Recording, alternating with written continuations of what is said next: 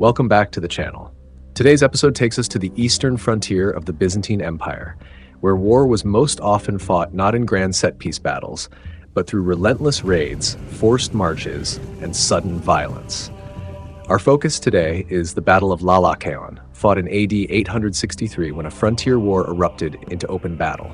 This episode follows a major Arab incursion into Asia Minor, an army advancing far beyond the frontier, burning settlements, stripping the countryside of supplies, and forcing the Byzantines into a desperate pursuit. Columns move through hostile territory, scouts clash, rearguards fight constant delaying actions. What begins as a raid turns into a running campaign. Roads, rivers, and mountain passes become traps rather than routes of escape. As the invaders attempt to withdraw, Byzantine field armies close in from multiple directions, cutting off movement and tightening the noose. Near the river Lalakaon, pursuit gives way to open combat. Infantry lock shields. Cavalry charge and countercharge across broken ground. Lines hold, bend, and threaten to collapse as commanders struggle to control a battlefield that is rapidly closing in around them, with both sides fighting either to hold their formations or to escape before they are cut off completely. This episode is not just about who fights at Lalakaon, but how a frontier war finally erupts into a battle that will test both armies to their limits. The centuries-long Arab-Byzantine conflict approached a decisive turning point in the mid-9th century. Following the Battle of Yarmouk in AD 636, Arab forces had been the dominant aggressors for much of the ensuing period. However, the death of the Caliph al-Mu'tasim in AD 842 triggered internal conflict within the Abbasid Caliphate, weakening central authority. This instability created an opportunity for Byzantine to reassert imperial military power along its eastern frontier. By this stage, the empire no longer faced large, centrally coordinated caliphal armies. Instead, its principal opponents were the forces of semi-autonomous frontier emirs, who ruled key fortified cities such as Tarsos in Cilicia and Melitene further east. These regional powers conducted raids and warfare largely on their own initiative, reshaping the character of the conflict from one of imperial confrontation to sustained frontier warfare. From the AD 830s, the city of Melitene was ruled by the semi-independent emir ʿUmar al-Aqtaṃ, under whose leadership it became a principal base for raids into Byzantine-controlled Cappadocia and the contested regions of Armenia. Melitene's strategic position on the upper Euphrates allowed Arab forces to conduct rapid, deep incursions into Byzantine territory, exploiting mobility rather than sustained occupation. These operations typically relied on fast-moving cavalry formations, which targeted supply routes, settlements, and isolated fortifications, disrupting Byzantine defensive networks without committing to prolonged sieges. Other frontier emirates, such as Tarsos, played a comparable role, supporting Abbasid frontier warfare by providing logistical infrastructure, manpower, and auxiliary forces for repeated cross-border expeditions. A defining feature of 9th century Arab-Byzantine warfare was the regularity of annual Arab raids, commonly known as ghazwat, which targeted Byzantine themes in Anatolia. These expeditions were primarily conducted for plunder, most notably captives, livestock, and portable wealth, rather than for permanent territorial conquest. Typically involving several thousand mounted warriors, these seasonal raids steadily eroded Byzantine defensive capacity by depopulating rural areas, driving civilians into fortified settlements, and placing sustained pressure on the resources of the theme system. Despite their disruptive impact, such raids rarely resulted in the capture of major cities, largely due to effective Byzantine countermeasures, including fortified urban centers and mobile field forces. Consequently, the successful acquisition of booty and the prestige associated with having carried out a raid became the principal objectives, rather than the pursuit of longer-term strategic or territorial gains. Throughout this period, the empire relied on a defensive strategy that, despite its failure during the devastating campaign of AD 838, which culminated in the sack of Amorium, was generally effective. In most cases, this approach succeeded in preventing sustained enemy occupation of Byzantine territory and limited the economic damage inflicted on affected regions to the short term. By the later 8th century, Muslim incursions into Byzantine lands had increasingly assumed a quasi-ritual character. As the Byzantine Empire represented the principal non-Islamic rival of the Caliphate, it became a primary focus of jihad, or holy war. Raiding expeditions were thus motivated not only by material gain, but also by ideological and religious considerations, reinforcing their regularity even when strategic results remained limited. ʿUmar al-Aqtaʼ had served as emir of Melitene since the AD 830s, establishing himself as a formidable opponent of the Byzantine Empire through sustained cross-border raids against vulnerable Anatolian provinces. His military effectiveness was further strengthened by an alliance with Carbeas, the leader of the Paulician sect, who defected to Arab service around AD 843 to 844. The incorporation of Paulician fighters as auxiliary troops expanded ʿUmar's operational reach, allowing for coordinated attacks launched from multiple points along the eastern frontier.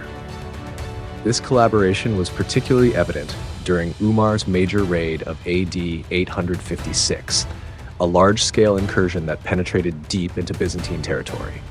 Although the force ultimately withdrew, the campaign inflicted considerable destruction and returned with substantial booty, underscoring both the scale and effectiveness of frontier warfare at this stage of the conflict. In the summer of AD 863, ʿUmar al-Aqtaʼ launched a major offensive, assembling an army whose reported size varies widely in the sources. The Arab chronicler al-Yaqubi estimates the force at around 8,000 men, while Byzantine accounts place it as high as 40,000. The army comprised ʿUmar's core troops from Melitene, Paulician contingents, and Abbasid reinforcements under Ja'far ibn Dinar al-Khayyat, the governor of Tarsos. Advancing through the Cilician Gates, the crucial mountain pass linking Cilicia with central Anatolia, the force gained rapid access to Byzantine territory. Once across, the army carried out systematic devastation in Cappadocia, following the established pattern of large-scale frontier raiding. At the outset, the Arab raid of AD 863 unfolded in a manner consistent with earlier expeditions and met with considerable success. Encouraged by these initial results, ʿUmar al-Aqtaʼ sought permission from Ja'far ibn Dinar al-Khayyat to advance further into Byzantine territory. Ja'far granted approval but withdrew his own contingent to Tarsos, reportedly to oversee the division of the accumulated booty. ʿUmar then pressed northward with a reduced force, estimated at around 8,000 men, likely accompanied by Paulician auxiliaries. Upon receiving intelligence of ʿUmar al-Aqta''s raid from Melitene, the Byzantine Emperor Michael III moved swiftly to organize a counteroffensive. In the region between Nazianzos and Nissa, known in Arabic sources as Marj al-Uskuf, meaning Bishop's Meadow, ʿUmar's force encountered Byzantine resistance. This area was a plateau on which stood the episcopal seat of Dowara, modern Duvarla, located along the road linking Tiana with Colonia. There, the Arab raiders were confronted by a Byzantine force of roughly comparable size, possibly smaller, assembled to block their advance. Command of this army is traditionally associated with Emperor Michael III, although the precise degree of his personal involvement remains debated in the sources. The Byzantine force likely consisted of elite tagmata units, reinforced by thematic troops drawn from Cappadocia and Charcianon. A brief but violent engagement followed, marked by close combat and heavy losses on both sides. The clash appears to have been chaotic rather than carefully orchestrated, with neither army fully prepared for a decisive battle at that stage. Despite determined resistance, the Byzantine force was gradually forced aside, allowing the Arab column to break contact and continue its advance.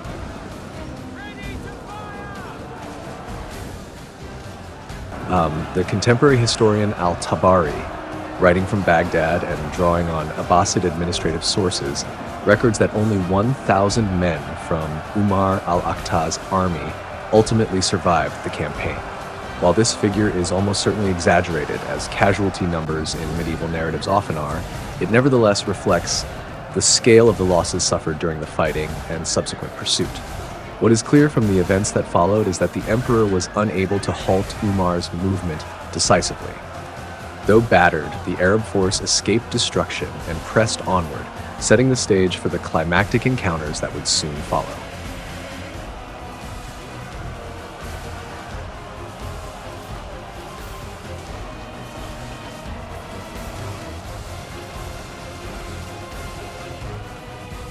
The invaders continued their advance northward into the Armeniacon theme, pushing beyond the limits normally reached by frontier raiding forces. Moving through hostile territory with speed and aggression, they reached the Black Sea coast and sacked the port city of Amisos, inflicting damage on its defenses and seizing supplies, captives, and shipping stores before withdrawing inland. The raid marked a striking demonstration of reach rather than control, as the force made no attempt to hold the city. With their immediate objectives achieved, the raiders turned southwestward through Paphlagonia, beginning the long return toward the frontier. Laden with plunder and slowed by captives and livestock, the column became increasingly vulnerable.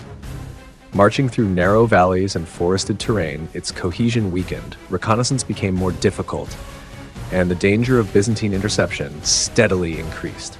Upon receiving news in Constantinople of the sack of Amisos, Emperor Michael III ordered the rapid mobilization of a large army drawn from both the eastern and western themes. Mobilize the army! I, Petronas, domesticos ten skolon, will be the sword of the emperor. I will make sure every invading Arabs will be dead.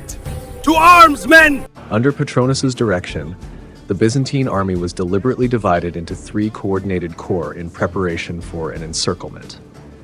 The main force, commanded personally by Petronus, advanced directly toward the Arab raiders, while 2 subsidiary formations maneuvered independently to seal off likely routes of withdrawal along the Lalakaon River valley.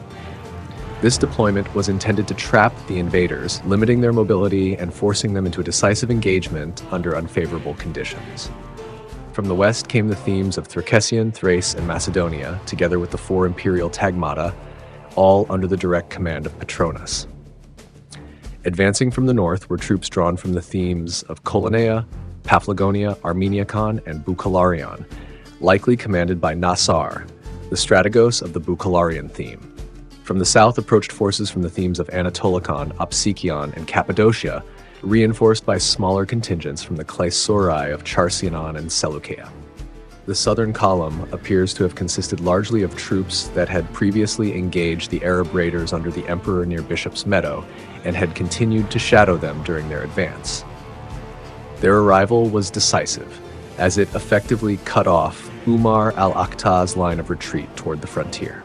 The total strength of the Byzantine army is estimated by the Arab chronicler al-Tabari at as many as 50,000 men. While this figure is widely regarded as exaggerated, likely intended to emphasize the scale of the Arab defeat, it nonetheless indicates that the Byzantines enjoyed a substantial numerical advantage over the raiding force. The Byzantine forces at the Battle of Lalakaon were commanded primarily by Petronus, Domestikos ton Skolon and uncle of Emperor Michael III, who acted as the expedition's principal tactical commander. Nasar, the strategos of the Boukalarian theme, played an important supporting role in coordinating the various thematic contingents. Some sources, including the historian Genesios, claim that Emperor Michael III was personally present during the campaign. However, this assertion remains a matter of scholarly debate. The Byzantine army of this period was likely composed with an emphasis on heavy cataphract cavalry, equipped with Cantaria lances and lamellar armor, supported by thematic infantry formations. This structure reflected the 9th century Byzantine shift toward flexible combined arms forces, well suited to intercepting and destroying fast-moving raiding armies, rather than engaging solely in set-piece battles. On the Arab side, the invading force was led by ʿUmar al-Aqtaʿ, the semi-independent emir of Melitene, who directed the raid into Byzantine territory. He was allied with Carbias, leader of the Paulician sect, whose followers likely served as scouts and auxiliary troops within the army. According to the Arabic historian al-Masudi, Carbias's precise role in the campaign and whether he was killed during the engagement remains uncertain. The Arab force probably numbered around 8,000 men, drawn largely from Melitene. It consisted primarily of lightly equipped cavalry, supported by some infantry, and was optimized for speed and raiding rather than prolonged set-piece combat. Tactically, the army relied on mobility, reconnaissance, and hit-and-run operations, a mode of warfare that stood in marked contrast to the more structured and combined arms deployment of the Byzantine forces. Despite the inherent difficulty of coordinating forces advancing from widely separated directions, the Byzantine armies succeeded in concentrating their troops on September 2, encircling ʿUmar al-Aqta's smaller force at a site identified in the sources as Pozon, or Porson, near the Lalakaon River. The precise location of both the river and the battlefield remains uncertain, as they have not been securely identified in the archaeological or geographical record. Nevertheless, most modern scholars place the engagement in the vicinity of the Halys River, approximately 130 kilometers of Amisos, in the border region between the Byzantine themes of Paphlagonia and Armeniakan. This location is consistent with the reported movements of both armies and with the strategic logic of Byzantine efforts to intercept the raiders during their withdrawal. As the converging Byzantine armies closed in, the emir and his men found their freedom of movement reduced to a single line of withdrawal, dominated by a low but commanding hill that controlled the eastern approaches. Possession of this ground would determine whether the raiding force could escape or be forced into a decisive engagement. During the night, both sides pushed forward small detachments to secure the height. These were not formed battle lines, but advance elements, scouts, light infantry, moving cautiously over uneven ground in darkness broken only by moonlight. Contact came suddenly and at close range. Short, violent clashes flared and subsided as men struggled for footing, shouting orders that were often lost in the confusion. The Byzantines committed greater numbers to the effort and were able to reinforce their forward elements more effectively. By the early hours before dawn, they had gained control of the crest and hastily secured it, anchoring their position with shield walls and improvised defenses. Arab attempts to dislodge them in the darkness failed, and further attacks were abandoned as the risk of disorder grew.